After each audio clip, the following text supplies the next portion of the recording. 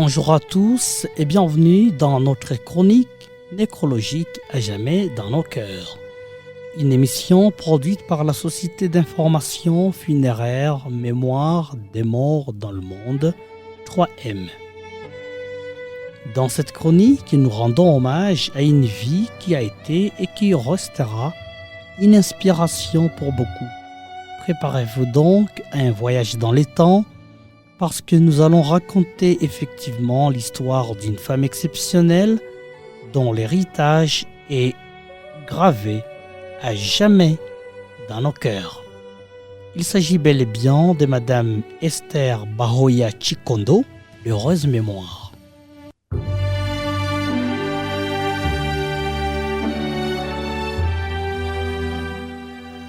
L'histoire a commencé le 15 juillet 1947 au cœur d'un village nommé Kachanga, au Sud Kivu.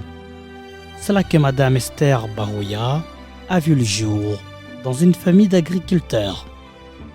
On pourrait dire qu'elle est née sur une terre riche et qu'elle a, à son tour, rendu cette terre encore plus riche. C'était une enfance pleine de vie. Esther aimait raconter avec un grand sourire les souvenirs de sa jeunesse. La femme de son père. Les vaches si nombreuses qu'on ne pouvait les compter. Et ce lait qui coulait à flot comme un signe de l'abondance. Son père, Lobé-Rosé, l'aimait plus que tout. Elle était sa fille chérie. Esther a fait ses études jusqu'en 6e année de primaire, mais elle n'a jamais oublié un moment de son enfance qui a marqué tout un pays. Le 30 juin 1960, c'était le jour de l'indépendance de la RDC. Esther, cette mère et grand-mère, à l'époque une jeune fille brillante, se souvenait de ses professeurs qui dansaient de joie. C'était un moment de fête immense, disait-elle. Selon Esther, cela était un souffle de liberté qui ranimait le cœur de chacun des Congolais et qui annonçait l'espoir d'une nation nouvelle. À l'âge de 18 ans, sa vie prend un tournant et l'épouse Évariste Bahoya, qui venait de la Tinée royale de Bukavu.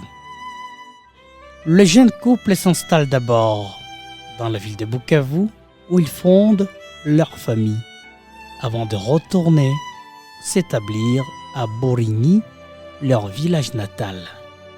C'est là, bien entendu, dans ce village que la vie d'Esther a pris tout son sens.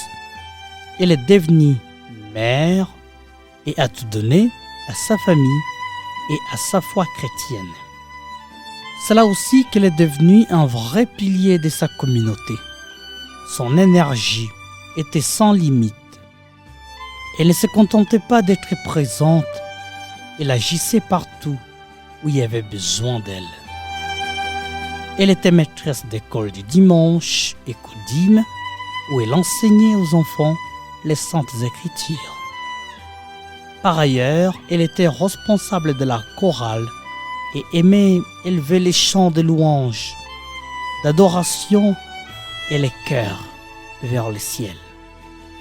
Elle était prédicatrice et animatrice d'études bibliques, ce qui lui donnait régulièrement les occasions de partager la parole de Dieu avec une conviction qui touchait les âmes.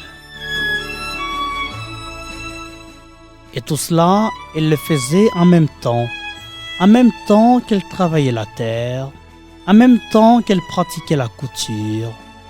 Elle était une épouse et une mère d'une dévotion sans faille.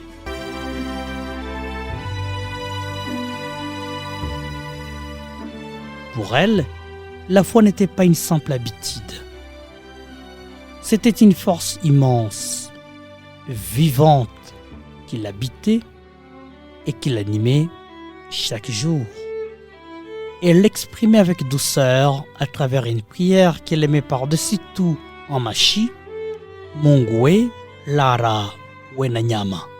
Cette phrase en quelques mots résumée, pour cette mère pieuse, la nature de Dieu. Dieu, tu es notre Père et notre Mère. Ces quelques mots pleins d'amour et de confiance en Dieu sont aujourd'hui une vraie boussole pour sa famille.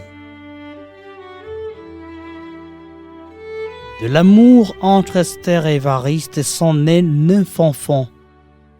7 d'entre eux sont encore là, aujourd'hui.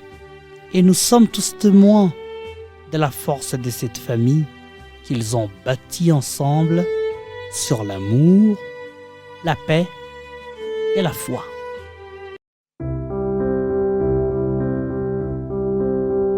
Je ne crois pas que tu meurs, je ne crois pas que je pleure, non je n'y crois pas.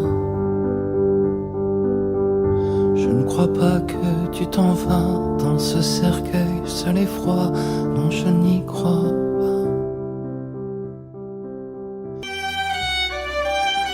Selon les informations reçues de la grande famille, Esther nous laisse un héritage remarquable. 41 petits-enfants et 12 arrière-petits-enfants. C'est la preuve irréfutable qu'un amour authentique et une foi ferme peuvent se transmettre de génération en génération.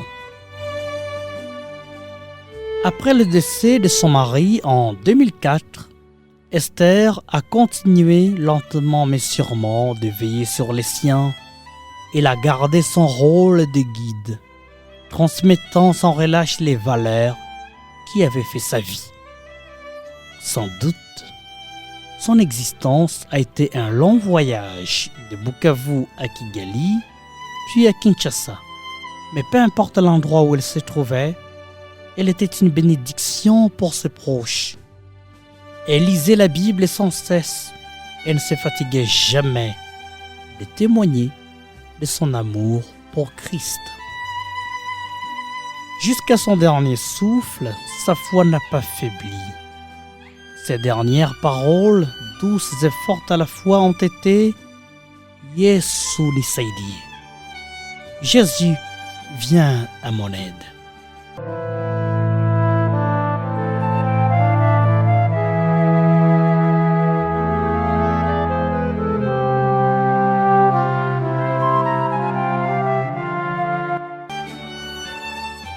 Encore une fois, ces mots nous montrent son humilité, le fait qu'elle ne dépendait que de Dieu et sa force de le servir jusqu'au bout.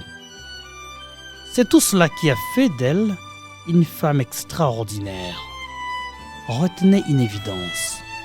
Esther Bahoya Chikondo a laissé derrière elle l'image d'une femme lumineuse, d'une mère, d'une grand-mère et d'une arrière-grand-mère pleine d'amour et d'une fidèle servante de Dieu. Cet héritage précieux ne se trouve pas seulement dans les vies qu'elle a touchées, mais dans l'exemple qu'elle a donné. L'exemple d'une femme qui, par sa foi et son amour, a bâti une famille aimante et unie pour l'éternité. Et pour finir, un dernier mot qui nous vient de l'évangile de Jean chapitre 14, verset 27. Un passage biblique qui coïncide parfaitement avec la paix qu'elle a toujours donnée sans réserve. Je vous laisse la paix, je vous donne ma paix. Je ne vous la donne pas comme le monde la donne. Que votre cœur ne se trouble point et ne s'alarme point. Voilà qui est bien dit. Paix et réconfort donc dans les cœurs de celles et ceux qui ont connu cette mère que nous n'oublierons jamais. Maman Langa, ma complice, ma copine. Maman Langa, moi ça m'a botelio, la qui s'habille de la Nzambe. Une femme forte, une femme de prière. Ah, ma jolie maman.